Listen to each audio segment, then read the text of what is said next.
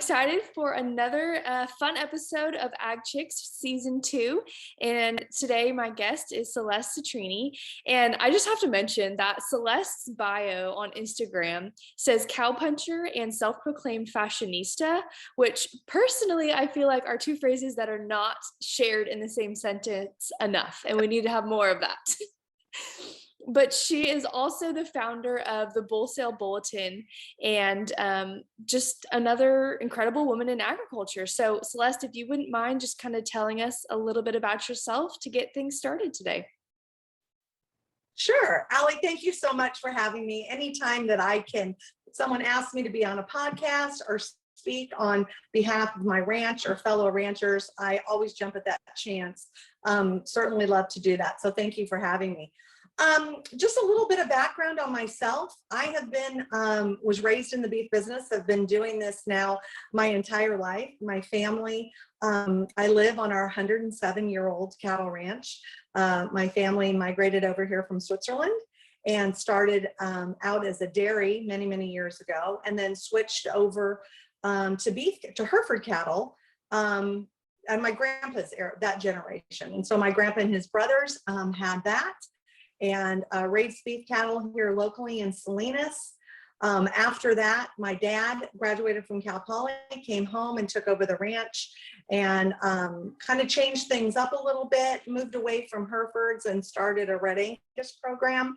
And then now today, my brother and I manage that together alongside our mom, Anita. She kind of handles all the bookkeeping and John and I do the day-to-day work. So do that. In addition to that, I started the Wholesale Bulletin a few years ago, and that is a place to promote and market seed stock bulls for people here in California. And so that I kind of saw a need for that. It's an extra pop to their marketing plan. I do social media marketing for them and come on sale day and take pictures and connect buyers with those ranches. And so it has been tremendously fun. I'm going on year 3 of that. So and then in addition, just, really super involved within the beef industry on various committees and boards and, just like the normal stuff that people in our business do, always something going on. So. Awesome. Well, you are a very busy woman, it sounds like, always got something to do and got lots of irons in the fire, right? Something always going on. Yep. That's the way to be, I think. Most of us in agriculture be that way. Yes, I think that's a very true statement. I think a lot of people in agriculture have, a lot going on. Different, the term right now is side hustles going on, and gotta have money to feed the cows type situation and all of that. Because as you know, sometimes being in the cattle business is not the most profitable business to be in. No, that is exactly right. Especially in a year like this out here, we're located here in the Salinas Valley of California, and we're right smack in the middle of a drought. I look at your Instagram and all the rain that you guys have gotten there in Texas, and I was like, why can't it just come over this way just a little bit? Just give us a little bit of it. So I know. It tough. Yeah, I felt guilty complaining about it, but we were at the point where we were so wet that even like farmers here, they were like, we are kind of screwed on our crops for right now because everything is over irrigated, which sounds like, a problem you wouldn't care not to have. But it's crazy how the weather impacts obviously everything. Very familiar with the drought as well, just having family in California. And even my parents, they're like, are you kidding me? Like, it's raining again, as things are like, the grass is turning into dust over there. Yep, that's kind of how it is here, and so that makes it tough. But ranchers are pretty resilient, and we just keep pushing ahead no matter what we're given, whether it's a drought or poor market conditions or whatever it might be. We love what we do, and I can only really speak on behalf of my family, but love what we do, and we just keep doing what we need to do to make it work. Yep. And I think that's a pretty standard mindset across the board because for those who don't have that mindset, usually tend not to stick in the industry for very long because you kind of have to be flexible for whatever's going on and just know that hopefully it'll be better next year, right? Yep, yep, we keep in that. The last few years though, it's I keep saying next year's gonna be better I and know. oh man. Yeah, it's been a rough Yeah. go. It's been a rough go for agriculture. Obviously, there's a lot of craziness going on in the world as a whole, Yeah, but that makes it difficult too because if agriculture doesn't continue, then people don't eat. So it's like one of those double-edged swords of there's a lot of right, challenges, but how do we kind of overcome that? right. So I know you touched a lot on kind of your background and um, growing up in the industry and all that, but did you know like always that you wanted to be involved in the agriculture industry kind of as you got older? I did. Grew up here on the ranch and was around cattle all the time. Went away to school, went to Cal Poly, was very involved in the beef department down there and the cattle enterprise projects and things, and loved that. I was also fortunate enough to be a national officer of the American Junior Hereford Association at the time Okay. when I was in college. And so that was something really fun. And I always knew that I wanted to stick with the beef business, but also do something in the communications part of it. And back in the olden days when I was in college, their ag communications program really wasn't something that a lot of people majored in. So I majored in agribusiness. Came home to the family ranch thinking that I was gonna, help run our cow deal and do all of that. And my dad was like, "You are not gonna stay home and punch cows. You need to get out and do something." And so for over 20, I was a commodities broker in the Okay. vegetable sector. And so here in the Salinas Valley, I peddled all sorts of fruits and vegetables for 20 plus years. And then was always still involved in the ranch. But finally decided to make that my full-time gig. And so now running the cows and doing what I love to do, as well as helping others through the Wholesale Bulletin with my sales and marketing work that I do with them. So yeah, always have known that I've wanted to do that. Just kind of took kind of a side path before I actually got to come home and actually be here and work on the ranch every day. And I'm glad you mentioned like the fact that well, ag communications as kind of an industry has really changed a lot. I'd say probably even within the last 5 years with the introduction of social media, like completely changing things. But Right. I think a lot of times people have the interest in the sales and marketing type situation, but ag communication sounds like such a broad, kind of scary discipline to go into. In your opinion, Mhm. have you kind of navigated, in finding your passion kind of within that niche of it? Right.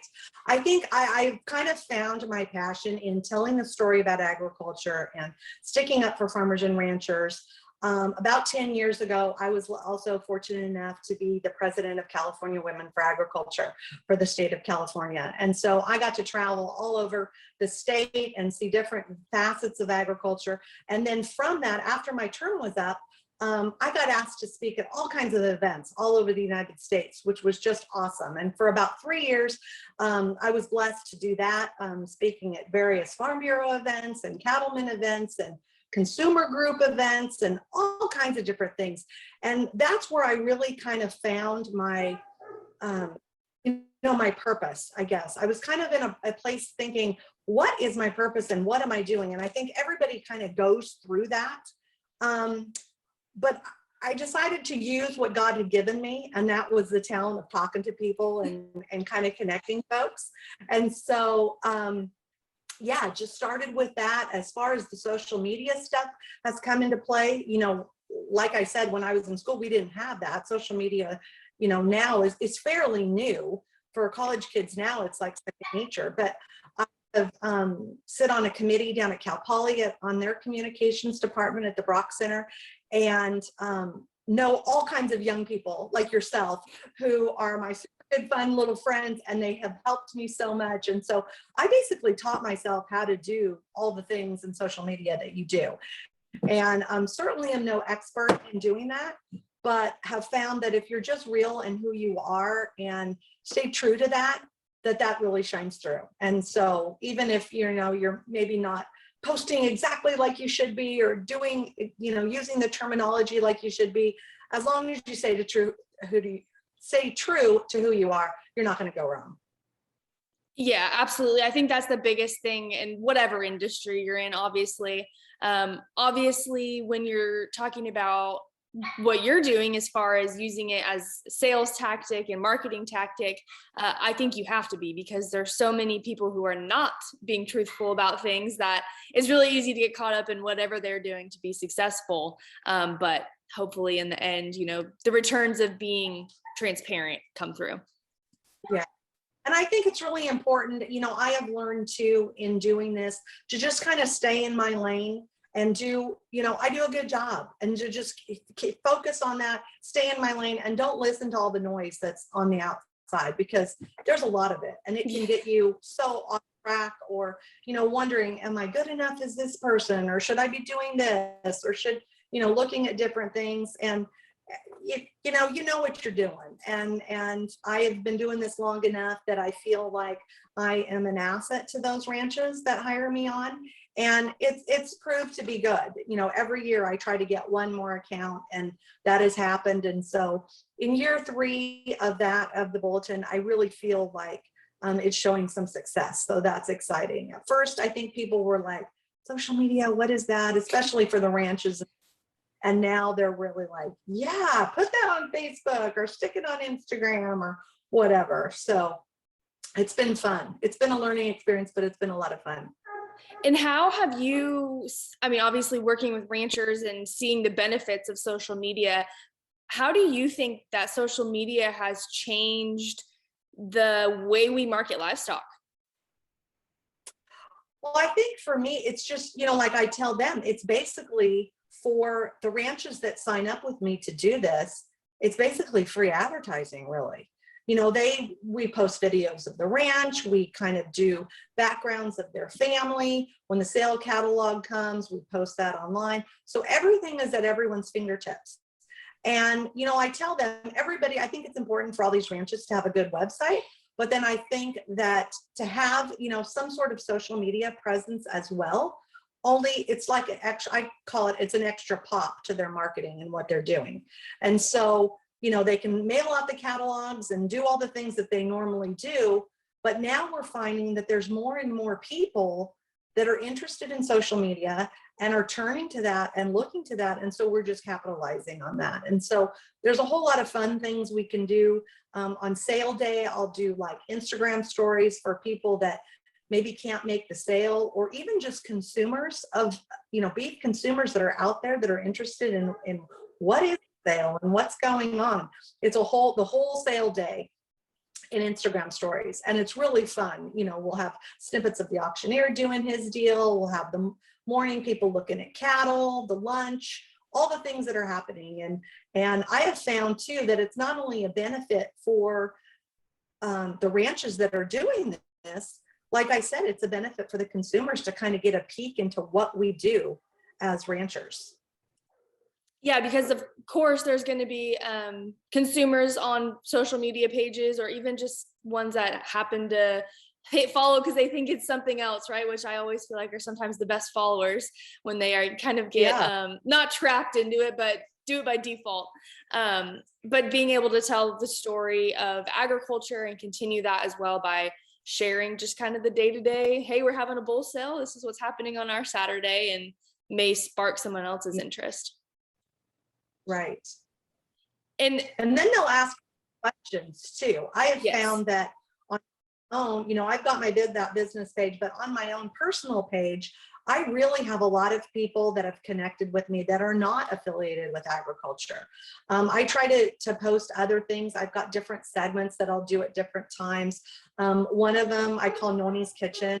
my mom, who cooks all kinds of great Italian food. And so I'll post a recipe and a picture, and we'll kind of talk about that. You know, you mentioned the fashionista thing. That's really kind of funny.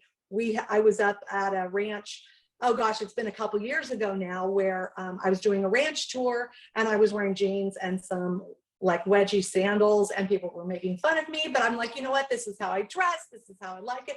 So they took a picture of me out in the middle of this pasture with these wedgie sandals and this total like cool chick outfit. And so I started like a little post I tried to do it once a month. The ranch is my runway. There you go. So segment, and so I'll find, you know, if I find some cool jeans or a cool lipstick or something, we'll stick that on the ranch is my runway. And I get all kinds of people that are not affiliated with ag that see that, you know, by the hashtags or whatever I use. And then once they kind of get into it, then they see all the cattle stuff and start asking questions about that. And so I can be a resource to them of where their food comes from, what we're doing, you know, antibiotic use, all the tough questions that some of the folks have to ask. Hopefully I can be a resource to them for that. Yeah, I agree. I have found that a lot, well, I shouldn't say a lot, because a lot of my following is agriculture, but that's kind of why I started dabbling in the Western fashion realm of things, because Western fashion is kind of becoming a mainstream thing. And so if I can pull in people that would never look at my page because I have pictures of cows or crops, but like a pair of boots I'm wearing, then that just brings in a whole nother audience that you can expose to agriculture. It is huge. I follow a lot of you guys on there.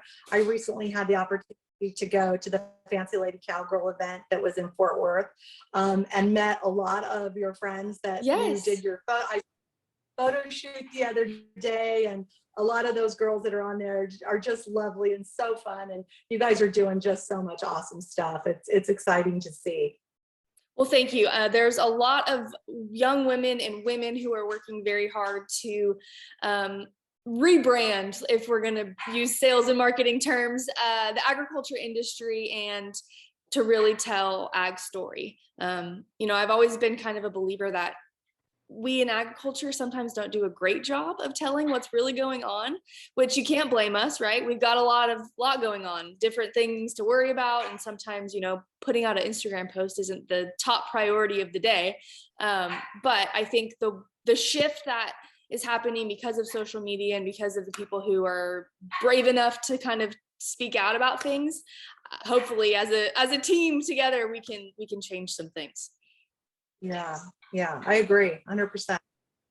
So I want to talk about, I know we've touched on it obviously through just our conversation so far, but I really want to dive into the Wholesale Bulletin and really talk about why you started it. And I know you said it's for seed stock bulls and stuff, but can you even go into that a little bit for maybe somebody who's listening who doesn't even know what that means?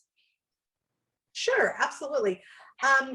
My whole life, I always went to bull sales with my dad. Being a commercial producer, we always needed to go and get some bulls every year. And so I was always fascinated with the auctioneer and the wholesale process. And at that time, you'd have representatives of the different magazines that would be at the event taking pictures, and then they, you know, share the story with their respective magazines.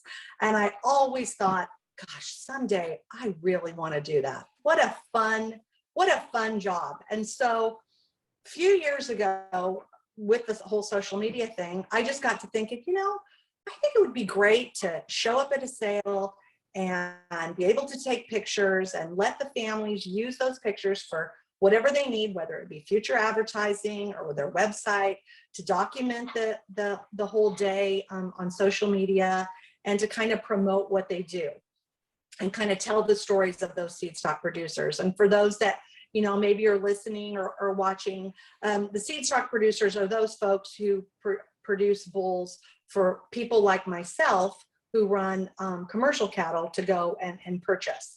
And so, yeah, just started doing that. In addition to that, not only the seed stock, from that I've gotten very lucky to manage a bull sale of my own, or actually for the Turlock Livestock Market, which is Turlock's a town here in California, and they've got a big livestock yard, and they have a big bull sale every year. And so I got the opportunity to do that. And so that is something that I always thought would be really kind of fun and something different to do. And so very involved with that, very involved in helping them get cattle to their sale barn, and on a week-to-week basis. So that's been something that's really fun. Help them with social media. In addition to that, I've got friends that are very involved, and I do work as well with Western Video Market, which is a video company that markets cattle, as well as, instead of the sale barn, they're on a video platform where we go out and actually video the cattle in the hills, on the ranches. And then their different sales that they have, those are put up on the big screen, and people can actually bid online or sit in the luxury of a hotel and bid in one of their big meeting rooms. And so that's something that's really fun too. That's another part of it. And so Wholesale Bulletin is not only just, the sales in the fall, but throughout the year with the livestock markets, with the video. And then from that, I've done speaking engagements as well, just talking on the beef industry and kind of the face of a rancher and what we do. And I've tried really hard to, I've done plenty of speaking within our own circles, but tried really hard to get outside of that and talk to our consumers. Right. This last year with Zoom, I'm not the best Zoomer. I'm much better in talking in real life, but got to do a couple deals this year with the California Beef Council with dietitians. And so that was something that was really fun, that all of these people that were dietitians, they don't have any background of what the beef business is all about. And so it was like kind of a face of a rancher, and got to visit with them about that. Have also done things with just different consumer groups or leadership groups within various communities where they've asked me to be a face of a rancher and kind of talk about that. And that's been something that I really enjoy doing. At first, I was a little scared in the sense that, oh gosh, they're going to ask me all those tough questions. And what if I don't have the good answer for that? But come to find out, and almost every group I've spoken with, the thing that they're really concerned about is how we treat our animals. If you can believe that. I thought it would be all kinds of other antibiotics and all kinds of other things, but it's basically how we treat the animals. And so I always do, bring the iPad and have stories and show pictures of the ranch and kind of an inside look of what we're doing. And some of those people, it's really funny because even now later, I might have spoken to that group 6 months ago. I still have some of those people message me and say, hey, I heard this on the news. Is it true? Right. And so I think that's what I'm trying to do, is kind of bridge that gap with those consumers and be a resource for them to ask the hard questions if they see something. Because like I always say, we live this 365, 24/7. We're here all the time doing this. And so we're the people that you need to talk to, not, turning on the news and hearing stuff. Exactly. And what advice do you have to kind of get to the consumer? Because that's, I think, an ongoing battle that a lot of people who are sharing about agriculture are constantly dealing with. I mean, we do a good job of talking to each other, but it's reaching the general consumer that we would have zero interaction with unless we're seeking them out. How do you get to them? Yeah, I think that, that is something that's tough, but I think that with social media, if we like or follow, or, you were visiting about Western fashion, if we're following people that maybe are in the clothing line or in makeup or doing, different things other than agriculture, we have lots of other interests. I tell people that, I love the ranch. I love the lifestyle that I have, but I do have other interests. I like to do, I like to out. I have other things that I do. And so maybe following pages like that and then sharing your story with those folks, stuff as simple as at the grocery store. I mean, I'm one of those weird people that at the meat counter, if someone's kind of looking around I'll be like, hey, tell them I'm a rancher. Do you have questions about the meat? And it's funny. I get people all the time that'll just strike up a conversation with me. And I even got last year during St. Patrick's Day, it was really funny. I was visiting with the butcher about this fake meat and plant-based meat. And I gave him my whole spiel of beef and being a rancher. He gave me like a coupon for meat to come back to the store. I mean, it's just like crazy. I think it's just kind of we have to put ourselves out there, I guess, is bottom line of what we need to do. We can't just stay in our comfort zone. When we see folks or we see opportunities, we have to, and that's hard to do. It is hard to do because, a lot of folks before us, I look at my dad and my brother now, for example, they're happy doing their cow thing. They don't want to worry about, what's going on the outside. And there's lots of us out there that are like that, but times are changing and we need to be a little bit different. Yeah. So.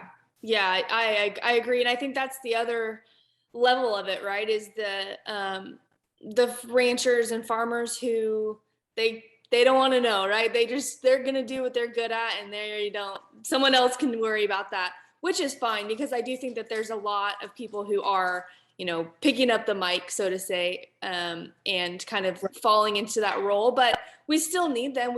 Not one person is not an expert in every area of agriculture. So it definitely takes a village. Yeah, it does. It does. And I think we're doing a pretty good job at it. It's more and more, it's like every day, it seems like there's more and more folks that, are on social media or that I see that are doing things. And so we'll get there. It takes a lot of work, but I just look back from, like my college days and how we did things and how things have moved so much. Things are so different now, but our scope of the people we can reach and the stories we can share are so much more. So yeah, keep pushing ahead. Yep. Well, on the flip side of that, and kind of the last thing I want to talk about before we get into our questions, but how has your interactions as a woman in the industry, how has that been?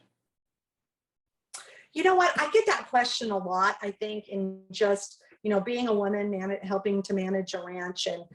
And for me personally, I don't see much different in it. I have a lot of guy friends I deal with in the Wholesale Bulletin that I have when I go to a sale. I am dealing with auctioneers and ringmen that are all men.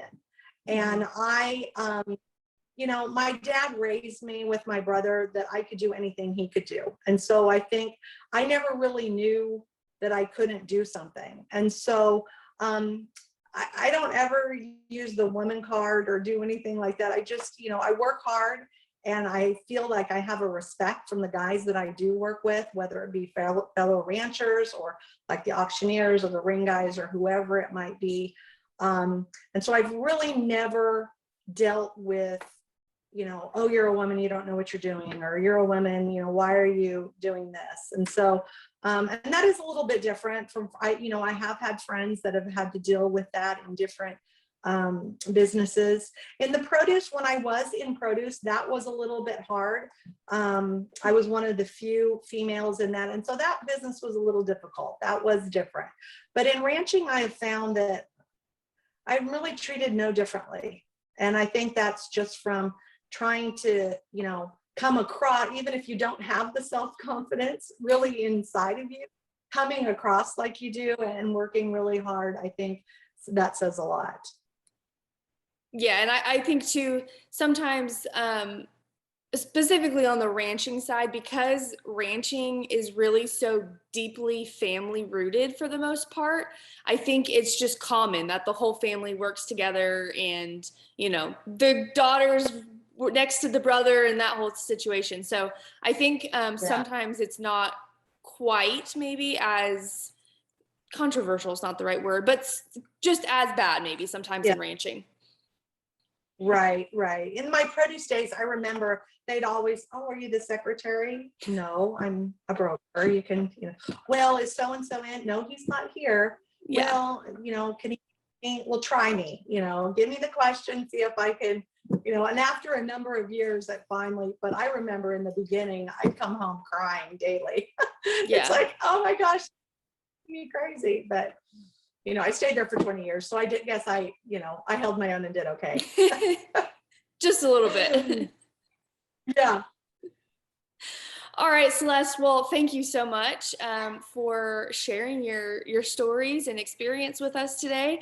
And if you're ready, we have come to the rapid fire portion of the episode. I'm so scared. Don't worry, they're not too bad. The first one is, what is something that a lot of people often get wrong about you? Oh my goodness. Often get wrong. Gosh. That's a hard one. I feel like it's a game show and that I'm on like the time. You need a buzzer. I think it is when I've gone to speak at groups, I love, like I said, fashion and clothing and all this. And they always say, well, you don't look like a rancher. And I always say, well, what is a rancher supposed to look like? Mm-hmm.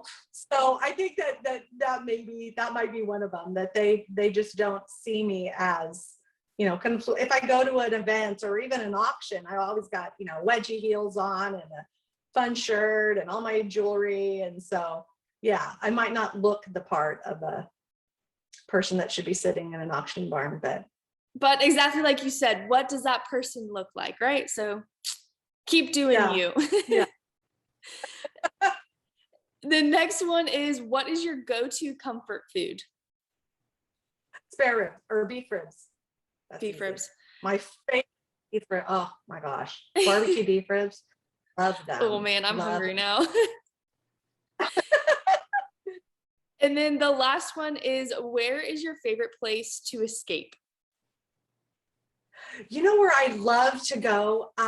There is a hotel down in outside of Paso Robles. It's called the Allegretto Vineyard Resort. And it reminds me of Italy. And I come from an Italian background and have been to Italy. And that's the closest thing. The whole, ambiance of everything and the buildings and everything kind of look like that. So sometimes when I can get away for a day or two and go down there and sit by the pool, it's just, I'm in Italy. It's pretty cool. That's Italy, not too far. So Italy's definitely on my bucket list. So maybe I'll have to go to Paso Robles. Allie, you need to go. Italy is a whole other world. It's just, oh man, I can't say enough good stuff about it. We have cool. We have family that lives there, so it's always been on my bucket list to go visit them and stay for a while. Yep, you need to go. But in the meantime, go to the Allegretto. Yes, perfect. Quick fix. Yeah, quick fix. Well, again, Celeste, thank you so much for joining me. I have really enjoyed getting to know a little bit more about you and your business and all of the amazing things that you've done and are currently doing. For those who are listening or watching, what are some ways that they can keep in touch with you or get in contact? I think the best one is my Instagram account.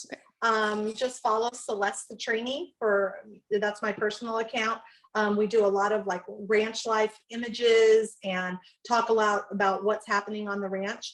And then my the Wholesale Bulletin is my business account.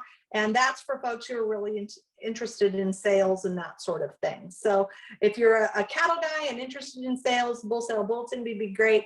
If you're just a person that loves ranch pictures and wants to know what's happening in ranch life and then get some Noni's Kitchen recipes and fashion stuff, you can go to my personal Celeste Settrini page.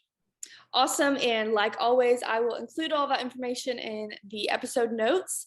And thank you again so much, and keep up all the great work. Great. Thank you very much for having me, Allie. I've had fun.